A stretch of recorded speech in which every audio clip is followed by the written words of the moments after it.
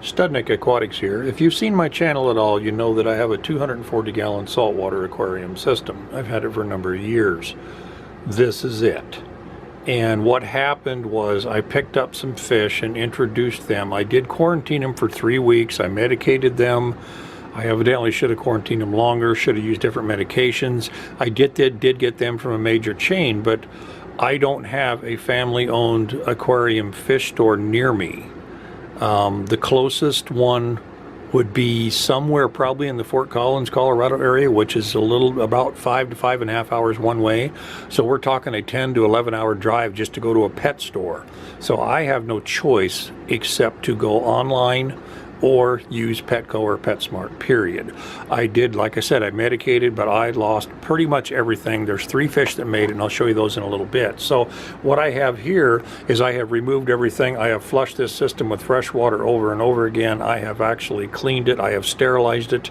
I have the sand back in it, and it is running, and that way I can just sit there and work this system. So I have a clean slate now. I can turn this aquarium into anything I want, and I'm going to do fresh water. I could do my large cichlids, I could put those in there. I could do an Amazon biotope. There's a lot of different options here, and I'm kind of excited to have a new opportunity to do something different with a system this big. It's going to be kind of fun. One thing that I did do is I've been going to start this little coral system. I had a little bit of live rock and stuff in my refugium. I put it in here. This fish, it's a type of damsel. So far he has made it, and he does not look like he has any effects from that, and I did medicate him, so he's mean, so he's going to stay in here with these corals. So anyway, that's where he's at. And the other fish that I have, I will add more to this in a little bit. We'll go back in the fish room and I'll show you what I did in there.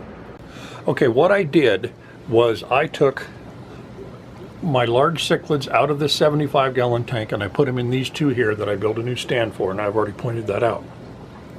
That damsel in the other room and these 3 fish are the only ones that made it so far and have not died. So I have a 1-spot fox-face rabbit fish that looks a lot better than it did. I have a little rusty angel, and I have a snowflake eel that's kind of stretched out there. He is alive, I checked. So anyway, they're in there, and since it's a bare bottom tank, it works a lot better to medicate it. The calcification of the substrate can have effects on medications, and I'm only running this air in the middle just to give them a lot of oxygen right now. Obviously I'm not going to be running air in a saltwater aquarium very long. I have a power head that I'm going to be putting back in there to move more water. I need to get that back in.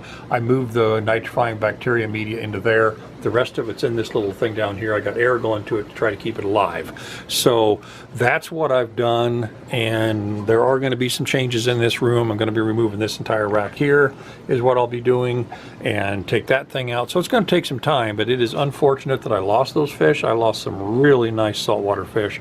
I really upsets me that I did lose them, and I should have done something different.